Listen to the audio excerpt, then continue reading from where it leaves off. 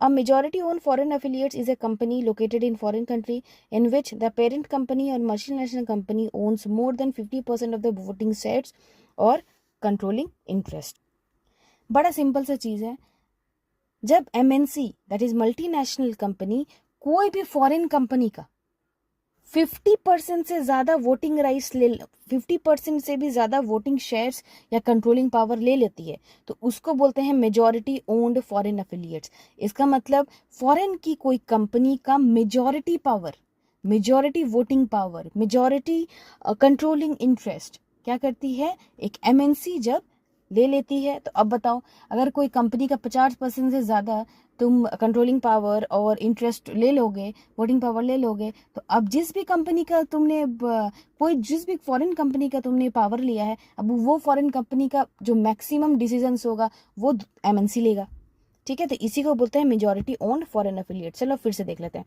So a majority owned foreign affiliate is a company located in foreign country. एक ऐसा है company है जो फॉरेन कंट्री में लोकेटेड है, इन विच द पेरेंट कंपनी और द मल्टीनेशनल कंपनी, सुनो, पेरेंट कंपनी या फिर मल्टीनेशनल कंपनी 50% से ज्यादा वोटिंग शेयर और कंट्रोलिंग इंटरेस्ट ले लेती है। In simple word you can say that when MNC owns more than half of the foreign company's ownership, कोई भी फॉरेन कंपनी का हाफ से ज्यादा ओनरशिप अगर ले लेती है तो इसका मतलब it can control the major decisions of that company. समझ आया? एक फॉरेन कंपनी है, एक MNC कंपनी है। MNC कंपनी जो है वो उस फॉरेन कंपनी का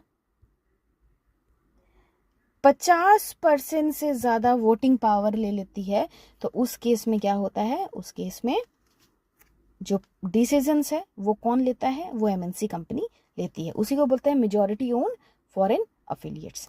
ओके, अब देखते हैं features of majority own foreign affiliates. ये पूछता है, ठीक है, पिछले बार तो पूछा था तो आपको जानना चाहिए। ठीक है, पहला क्या है, मेजॉरिटी ओनरशिप। ऑलरेडी मैंने बता दिया कि the parent company owns more than 50% of the voting shares. दूसरा, कंट्रोल ओवर मैनेजमेंट।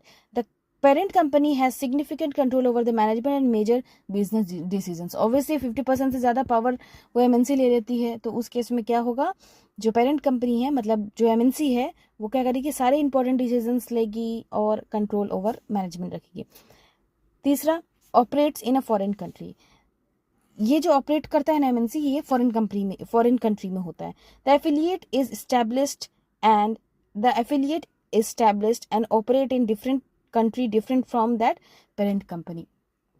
इसका जो ऑपरेट करना करती है वो फॉरेन में बैठ के करती है।